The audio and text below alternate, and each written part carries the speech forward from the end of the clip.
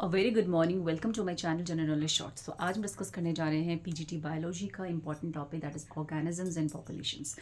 Organism population से जो important terms बनते हैं, जैसे इकोलॉजी हो गया, हमारा इकोसिस्टम हो गया, जो एबायोटिक एंड बायोटिक फैक्टर्स हो गए, ये हमारा पॉन्ड इकोसिस्टम हो गया, जिसमें जो डिफरेंट डिफरेंट फैक्टर्स होते हैं, कैसे हम रिस्पॉन्ड करते हैं डिफरेंट फैक्टर्स को, जैसे हमारा स्ट्रेस, वाटर स्ट्रेस हो गया, या कोल्ड हो गया, या टेम्परेचर हो गया, लो ऑक्सीजन लेवल हो गया, तो कैसे हम इन सब चीज़ों को रिस्पॉन्स करते हैं। यूरोहेलिन क्या होती हैं, स्टीनोहेलिन क्या होते हैं, तो हम ये सब डिस्कस करेंगे इन वीडियोस में, तो please you go through it. तो सबसे पहले हम डिस्कस करने जा रहे हैं कि हमारा इकोलॉजी, टर्म इकोलॉजी किसने दिया था, वेरी वेरी इंपॉर्टेंट। साइंटिस्ट के नाम बहुत इंपॉर्टेंट होते हैं, बहुत बार पेपर में पूछे जाते हैं, वो रीटर ने दिया था। तो scientist term ecology was given by the रीटर। Second thing, जो इंडिया में फादर ऑफ हमारे जो इंडियन इकोलॉजी है वो है रामदेव मिश्रा। तो रामदेव मिश्रा को हम इंडिया के अंदर फादर ऑफ इकोलॉजी के नाम से जानते हैं। और सो ये एनसीईआरटी के दोनों बहुत इंपॉर्टेंट साइंटिस्ट के नेम है, और जितना भी टॉपिक है मैं एनसीईआरटी का डिस्कस कर रही हूँ। एंड जो हमारे इंपॉर्टेंट हाईलाइटेड पॉइंट्स हैं वही डिस्कस करेंगे इस वीडियोज़ में। Next one is levels of biological organisations. अब कुछ लेवल्स दिए हुए हैं, जो हमारा जो बायोलॉजिकल ऑर्गेनाइजेशंस है उसमें लेवल्स होते हैं बहुत सारे। जैसे सबसे पहले जो हमारा लेवल आता है वो आता है ऑर्गेनिज्म। ऑर्गेनिज्म क्या हो गया, एक सिंगल एक स्ट्रक्चर यूनिट हो गया। हम एक इंडिविजुअल की बात कर रहे हैं, उसमें होता है ऑर्गेनिजम्स के अंदर आता है। उससे बड़ा क्या होता है हमारा पॉपुलेशन। जब ग्रुप ऑफ स्पीशीज़ जो होते हैं उसको पॉपुलेशन के अंदर आता है। जब group of same species is known as a populations. उसके बाद कम्युनिटी, जब बहुत सारी पॉपुलेशन, बहुत लार्ज पॉपुलेशन आपस में कम्युनिकेट करती है तो उसको कम्युनिटी के नाम से हम जानते हैं। कम्युनिटी के बाद आता है इकोसिस्टम, मीन्स जब इंटरेक्शन होता है with the living and biotic and abiotic factor, it form a ecosystem. तो लिविंग मीन्स लाइफ, इकोसिस्टम के अंदर क्या आता है, जो living and non living factors होते हैं। Next one is landscape. ये लार्जर एरिया होता है, लैंडस्केप के अंदर आता है हमारा लार्जर एरिया, एक फिक्स बाउंड्री तक, उसको बोलते हैं लैंडस्केप। और बायोम के अंदर आता है हमारा जितना भी लार्जर एरिया होता है, जिसमें भी हमारे डेजर्ट्स हैं, या हमारे हमारे फॉरेस्ट हैं, डेजर्ट्स हैं, तो ये सी है, तो ये सब आता है हमारा बायोम के अंदर, जिसकी हमारी क्या आती है, हमारी वेजिटेशंस भी इंक्लूडेड होती हैं बायोम के अंदर। Next one biosphere. बायोस्फीयर में क्या आता है, तीनों स्फीयर आएंगे हमारे, लिथोस्फीयर, मीजोस्फीयर, हाइड्रोस्फीयर। जो हमारा एटमॉस्फेयर एयर वाला हो गया, लैंड वाला एरिया, एंड हमारा हाइड्रोस्फीयर जो वाटर वाला एरिया हो गया। नाउ हमें पता है कि जो इकोसिस्टम है हमारा, वो किस पे डिपेंड करता है। हमारा जो इकोसिस्टम है उसमें living and non living factors होते हैं। जो लिविंग फैक्टर्स के अंदर हमारा क्या आता है, जैसे लिविंग फैक्टर्स में हमारा आ गया, हमारे लिविंग फैक्टर्स में आ गए हमारे जो एनिमल्स हैं, हमारे बर्ड्स हैं, these are the living factors. और also known as a biotic factor, also known as a biotic factor. और ए बायोटिक फैक्टर्स में हमारे आते हैं, ए बायोटिक फैक्टर्स में we have the soil, we have the air, we have the water, ठीक है, we have the temperature. तो ये सब हमारा क्या हो गया, ए बायोटिक फैक्टर्स के अंदर आ गया। तो ये सब फैक्टर्स क्या होते हैं, रिस्पॉन्सिबल होते हैं इकोसिस्टम्स के, कैसे हमारे living organism non living organism interact कर रहे हैं, biotic factor biotic factors interact करते हैं इन अ इन्वायरमेंट, तो is known as a ecosystem. वो एक बैलेंस सिस्टम का फॉर्मेशन करते हैं, because we are totally depends upon each others, तो इकोसिस्टम का ये फॉर्मेशन करते हैं।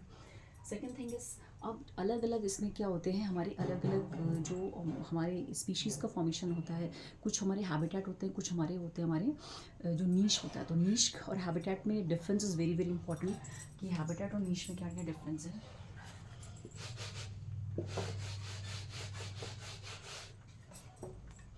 जो नीश होता है, नीश एंड हैबिटेट।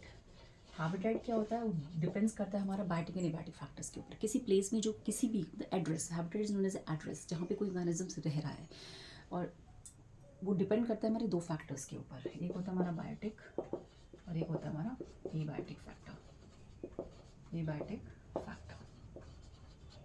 वैसे नीश क्या होता है, जहाँ पे कोई ऑर्गेनिज्म रह रहा है। नीश क्या होता है, कैसे वो उसमें सर्वाइव कर रहा है, उस पर्टिकुलर इन्वायरमेंट के अंदर कैसे वो कम्पीट कर रहा है अपने रिसोर्स के लिए। अपने रिसोर्स में वहाँ पे उसकी हैबिटेट के साथ साथ उसका रिसोर्स की बात भी की जाएगी, तो उसको बोलते हैं नीश। नीश का मतलब कि वो पर्टिकुलर ऑर्गेनिज्म किस पर्टिकुलर एरिया में जो रह रहा है, वहाँ पे वो कैसे उस वहाँ की कंडीशंस को अडेप्ट कर रहा है, कैसे वहाँ के जो अडेप्टेशन, उसकी वेजिटेशन का जो उसका खाना है, वहाँ पे कैसे वो कम्पीट कर रहा है उसके लिए, तो वो उसके नीश के अंदर आता है। और हैबिटेट होता है जो सिंपल, वो उसका जो एक सिंपल एरिया जहाँ पे वो रहता है एबायोटिक एंड बैक्टीरिया फैक्टर्स के अंदर। और नीश के अंदर हमारा ऑल ओवर उसका कैसे वो अडेप्ट हो रहा है उस पर्टिकुलर हैबिटेट में, compete कर रहा है अपने रिसोर्स के लिए भी, रिसोर्स के लिए भी वो अपना compete कर रहा है उस पर्टिकुलर नीश एरिया में, तो उसका नीश होता है। और कंप्लीट विद रहने के साथ साथ अपने रिसोर्स के लिए भी, और जो उसका खाना है उसके लिए भी वो क्या कर रहा है, एक अडेप्ट हो रहा है, उसके लिए वो compete कर रहा है, वो उसका नीश हो गया। नाउ अब हमारे eurythermal temperature plays a very very important role in abiotic factors. तो उसमें हम पहले पढ़ेंगे सबसे पहले इओथर्मल, स्टीनोथर्मल एंड इओथर्मल।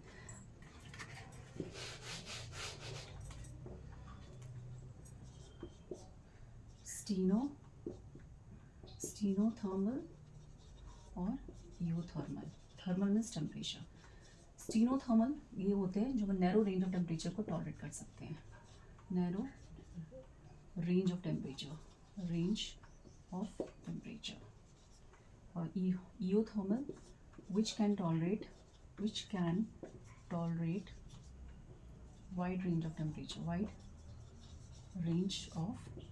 temperature, ठीक है। तो स्टीनोथर्मल में हमारे एग्जांपल आ जाएगा हमारे जो हमारे कोल्ड ब्लडेड होते हैं, मोस्टली कोल्ड ब्लडेड, ठीक है, जो हमारे लोअर ऑर्गेनिजम्स हो गए बेसिकली, जो हमारे फिशेस हो गए या जो हमारे एम्फीबियंस हो गए।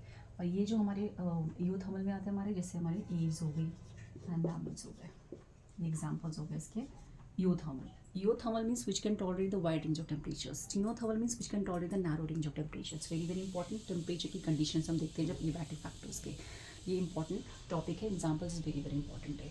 फिर उसके बाद वाटर का क्या है, पीएच, वाटर का पीएच एंड सैलिनिटी। वाटर का pH and salinity plays a very very important roles. कुछ ऑर्गेनिजम्स जो होते हैं वो पर्टिकुलर पीएच और सैलिनिटी पे ही सर्वाइव करते हैं, जैसे ये एनसीईआरटी में दिया है हमारा सैलिनिटी जो होती है, सैलिनिटी हम लेते हैं उसे पीपीटी में, इसको बोलते हैं हम पर,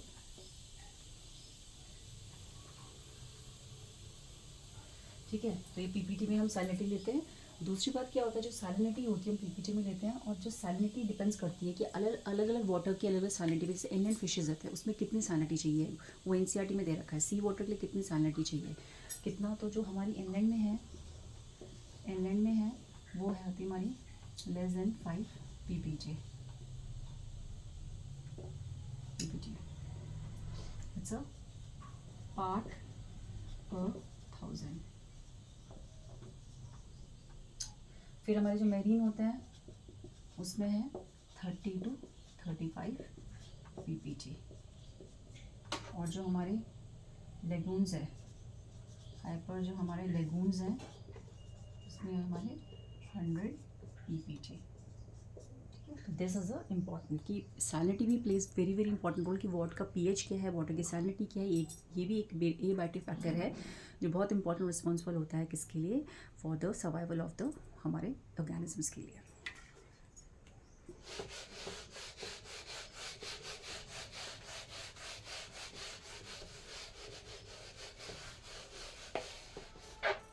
नाउ सैलिनिटी में भी हमारे दो टाइप के वो आते हैं, एक होता है हमारा स्टीनोहेलिन और एक होता है हमारा ईरोहेलिन।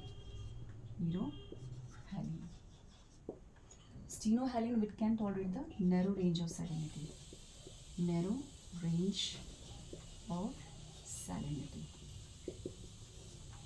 और ये wide range of salinity.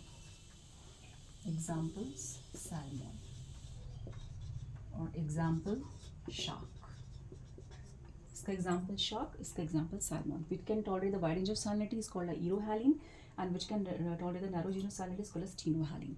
Example shark, examples are very very important. और स्टीनोहेलिन क्या होता है और हमारे ईरोहेलिन क्या होता है।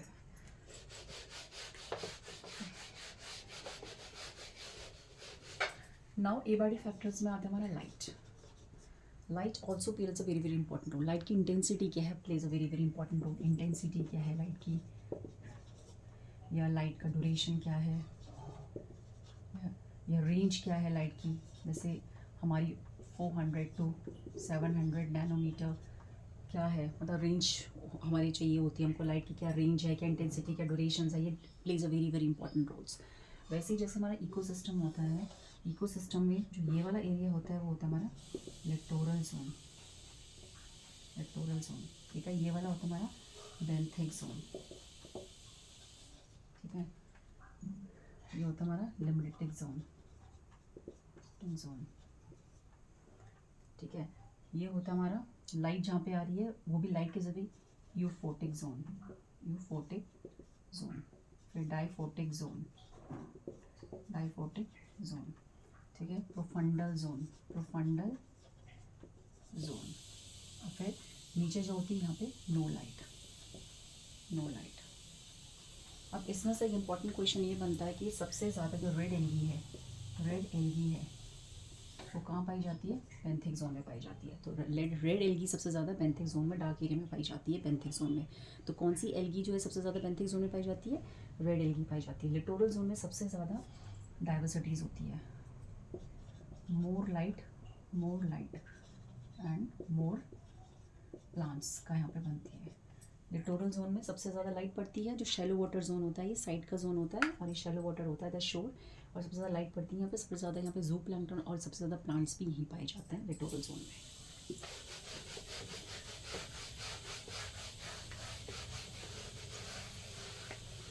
नाउ एक होता है हमारा different rule, Allen rules and Bergmann rule, Bergmann rule. Allen rules में क्या होता है? और एलियन रूल्स में ये बोलते हैं कि जो शॉर्ट जितनी भी हमारे कैसे वो अडाप्ट करते हैं, how to adapt according to the environmental conditions. तो कैसे वो हमारे अडाप्ट होते हैं एनवायरमेंटल कंडीशन से, उसके हिसाब से एलियन रूल्स और बर्गमैन्स रूल बनाया गया था। एलियन रूल्स में क्या कि शॉर्ट लिम्स एंड ईयर्स होते हैं, जैसे बियर्स के होते हैं। तो कोल्ड क्लाइमेट में हम ताकि कम से कम जो है वो हीट लॉस हो हमारी बॉडी से, तो ये अडाप्टेशन का एक बहुत इंपॉर्टेंट एग्जाम्पल है। Is example of adaptations, adaptation, example of adaptations. Alien rule में क्या था कि जितनी भी जैसे बियर होती हैं उनके शॉर्ट लिम्स एंड ईयर्स होते हैं, तो बेसिकली रीज़न कि ईयर्स को कम हीट को लॉस कर सकें। और बर्गमैन रूल में क्या था? Larger body size, larger body size in colder region, colder region, क्योंकि जितना लार्जर बॉडी साइज होगा तो हीट लॉस क्या होगा? Heat loss will be less. तो इसमें एग्जांपल हमारे क्या आ गए? एनिमल्स वगैरह आ गए, एग्जांपल्स एनिमल्स। तो Bergmann rule and Allen's rule for the adaptations, कि कैसे हम विंटर्स में कैसे अडेप्ट करेंगे हीट लॉस से बचने के लिए। जो हमारी बॉडी में अडेप्टेशन होता है वो होता है एक बर्गमैन्स रूल का, एक होता है एलियंस रूल का। और एलियंस रूल में क्या है? Short limbs and ears, and Bergmann's rule में क्या कि लार्जर बॉडी साइज, ताकि कम से कम क्या हो हमारी बॉडी से हीट लॉस कम हो। जितनी शॉर्ट बॉडी होती है उनका हीट लॉस ज़्यादा होता है। तो इसीलिए बर्गमैन्स रूल एलियन रूल्स किया था हीट लॉस से बचने के लिए। तो अडेप्टेड बॉडी में जो अडेप्टेशन होते हैं, बिकॉज ह्यूमन बॉडी में भी जो होते हैं और एनिमल्स की बॉडी में भी अलग अलग अडेप्टेशन होते हैं to for the heat loss, ठीक है। तो जैसे हमारे अलग रूल्स होते हैं, जैसे मोर्फोलॉजिकल अडेप्टेशन हो गया, फिजियोलॉजिकल अडेप्टेशन हो गया, एनाटॉमिकल अडेप्टेशन हो गया, तो दीज आर अडेप्टेशन। और जितने भी हमारे अडेप्टेशन होते हैं, वो जेनेटिक्स होते हैं, जेनेटिकल होते हैं, ठीक है। पास टू नेक्स्ट जनरेशन, ठीक है। ये पास टू जेनेटिक होते हैं और ये पास टू नेक्स्ट जनरेशन के पास होते हैं। तो adaptation is very very important, how to survive in the cold, in the high temperature, in the lack of oxygen, तो हाई सैलिनिटी। तो ये इसके एग्जाम्पल्स हो गए।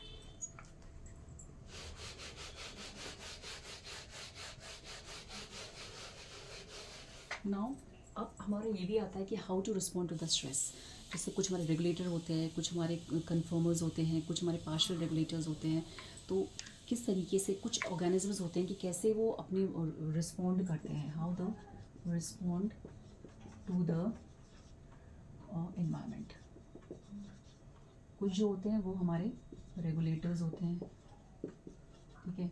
कुछ हमारे कन्फर्मर्स होते हैं, कुछ हमारे पार्शियल रेगुलेटर्स होते हैं, तो रेगुलेटर्स में क्या आएगा? जो हमारी बॉडी टेम्परेचर को, इंटरनल टेम्परेचर को मेंटेन करके रखते हैं, ह्यूमोस्टेसिस को मेंटेन करके रखते हैं, जो अपने बॉडी टेम्परेचर एक्सटर्नल एनवायरनमेंट के हिसाब से चेंज नहीं करते हैं। Examples human beings. इसमें एग्जाम्पल कन्फर्मर्स में वो होते हैं जो अपने बॉडी टेम्परेचर को मेंटेन करके नहीं रखते हैं, they just change the body temperature according to the environment. जैसे हमारे इसमें आ गए हमारे फिशेस और फ्रॉग्स आ गए, और इसमें हमारे एग्जाम्पल आ गए प्रोटोथीरियंस। पार्शियल रेगुलेटर्स मतलब पहले कुछ टाइम तक वो रेगुलेटर तक बिहेव करेंगे, फिर वो कन्फर्मर्स बन जाएंगे, तो वो होते हैं हमारे पार्शियल रेगुलेटर्स में। एग्जाम्पल आएगा प्रोटोथीरियंस का, प्रोटोथीरियंस। तो दीज आर द कि how to respond to the environment, तो उसके लिए भी हमारे रेगुलेटर्स होते हैं, कन्फर्मर्स होते हैं, पार्शियल रेगुलेटर्स होते हैं, तो इट्स वेरी वेरी इंपॉर्टेंट। और अडाप्टेशन में माइग्रेशन, अब एक इसमें से भी बहुत इंपॉर्टेंट जो टॉपिक आता है वो होता है हमारा माइग्रेशन। ठीक है, माइग्रेशन में भी आता है हमारा कि कोई तो हमारा शॉर्ट टर्म माइग्रेशन होता है, शॉर्ट टर्म, कुछ माइग्रेशन होता है हमारा from sea to fresh water, कुछ माइग्रेशन होता है हमारा fresh water to sea water. ठीक है, तो एग्जाम्पल इसमें आ गया हमारा ईल, इसमें हो गया हमारा salmon. It's very very important. Migration means कैसे हम माइग्रेट करते हैं fishes one area to another areas for the food के पर्पज़ के लिए, या फॉर द ब्रीडिंग के लिए, फूड के लिए, या फॉर विंटर्स हार्श कंडीशंस के बचने के लिए जो माइग्रेशन किया जाता है। तो कोई शॉर्ट टर्म माइग्रेशन जैसे लोकल जो हमारी बर्ड्स माइग्रेशन करती हैं, उसके बाद सी टू फ्रेश वाटर ईल के लिए, जो हम अपने उसके लिए बेसिकली किसके लिए करते हैं, फॉर ब्रीडिंग के लिए, and fresh water to sea water salmon. तो its migration is very very important part of the ecosystems.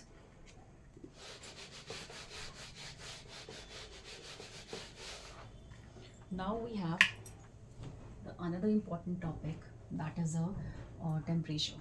तो उसके बाद हमारे माइग्रेशन हमारा पूरा हो चुका है। अब हमारा आता है मेरीन पीपीटी हो गया, organisms and community systems landscape. Now इसके बाद हमारा आता है जो यूथर्मल।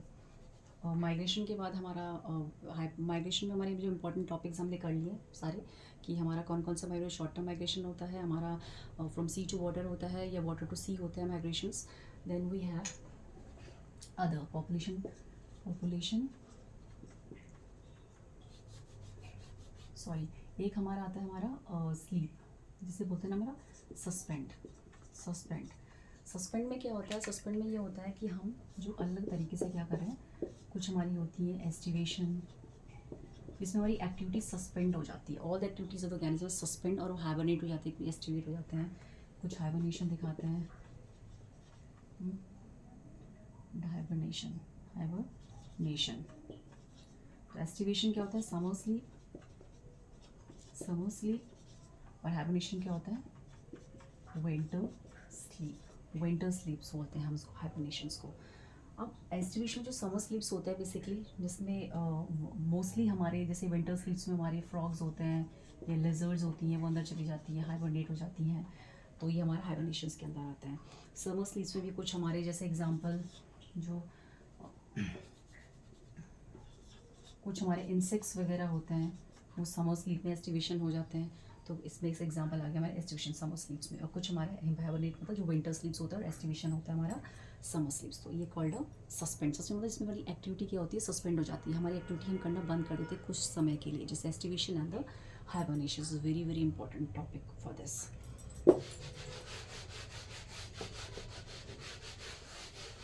Now we are talking about, तो ये हमने अभी भी जो हमने इतने सारे इंपॉर्टेंट पॉइंट्स को हमने डिस्कस कर लिया है कि जैसे टेम्परेचर कैसे इम्पैक्ट करता है, लाइट कैसे इम्पैक्ट करता है, या ड्यूरेशन हमारा हाइबरनेशन जो हमारा सस्पेंड हो जाती है एक्टिविटी है, रेगुलेटर्स है, कन्फर्मर्स है, वो हमने सब डिस्कस कर लिए हैं, और ये सारे एनसीईआरटी के टॉपिक्स हैं, please you go through it. Now we are talking about the population dynamics. जो पॉपुलेशंस की डेंसिटी है वो डिपेंड करती है किसके ऊपर, मतलब कोई पॉपुलेशन जो है वो किस पर डिपेंड करती है, बर्थ रेट पे, बर्थ रेट है, डेथ रेट है,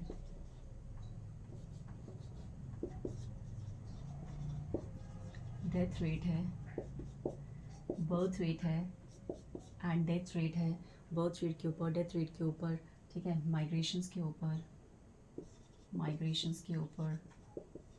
और इमिग्रेशंस के ऊपर, ठीक है। तो इन सब फैक्टर्स के ऊपर हमारा पॉपुलेशन डिपेंड करती है। तो पॉपुलेशन जो होती है इन सब फैक्टर में डिपेंड होती है। हमें पॉपुलेशंस की हमारी पिरामिड्स भी होते हैं, we have a different pyramids of the populations. Age pyramids क्या करते हैं, हमारी पॉपुलेशंस को शो करते हैं, पॉपुलेशंस को शो करते हैं, पॉपुलेशन की जो एज होती है, एज डिस्ट्रीब्यूशन को, पॉपुलेशन एज डिस्ट्रीब्यूशन को दिखाते हैं। जैसे कुछ हमारे इसमें आ गया ट्रायंगुलर हो गया, कुछ हमारे स्टेबल हो गया, इसको हम एक्सपैंडिंग भी बोलते हैं। ट्रायंगुलर में हमारा एक्सपैंडिंग आता है, स्टेबल हो गया, जैसे हमारा बेल शेप जिसे बोलते हैं, बेल शेप। फिर आता है हमारा अर्न शेप जिसको हम डिक्लाइनिंग भी कहते हैं। तो ये हमारे अलग अलग टाइप की एज पिरामिड्स होते हैं। ट्रायंगल शेप एक्सपैंडिंग फेज जो हमारा होता है, इसमें क्या होता है, पॉपुलेशन बढ़ती रहती है, मतलब प्री रिप्रोडक्टिव पीरियड, 3 पीरियड्स होते हैं हमारे, pre reproductive, then reproductive, then post reproductive. तो प्री रिप्रोडक्टिव में क्या होगा, हमारी जो पॉपुलेशन होगी वो क्या होगी, पॉपुलेशन क्या होती है, बढ़ती है। मीन्स प्री रिप्रोडक्टिव पीरियड मतलब क्या कि इसमें क्या होता है, प्री रिप्रोडक्टिव पीरियड में मतलब बर्थ रेट जो होता है वो बढ़ता है। तो जब बर्थ रेट बढ़ेगा तो आगे की पॉपुलेशन क्या होती है, एक्सपैंड होती है, धीरे धीरे करके पॉपुलेशन बढ़ती रहती है, तो उसमें होता है एक्सपैंडिंग ट्रायंगुलर। तो प्री रिप्रोडक्टिव पीरियड्स का तो बढ़ता है, ज़्यादा बढ़ता है as compare to reproductive and post reproductive. उसकी वजह क्या होता है, पॉपुलेशन बढ़ती है। फॉर एग्जाम्पल इसको हम एक्सपैंडिंग भी कहते हैं। इंडिया बेल शेप जो होता है वो पाया जाता है हमारे जापान में।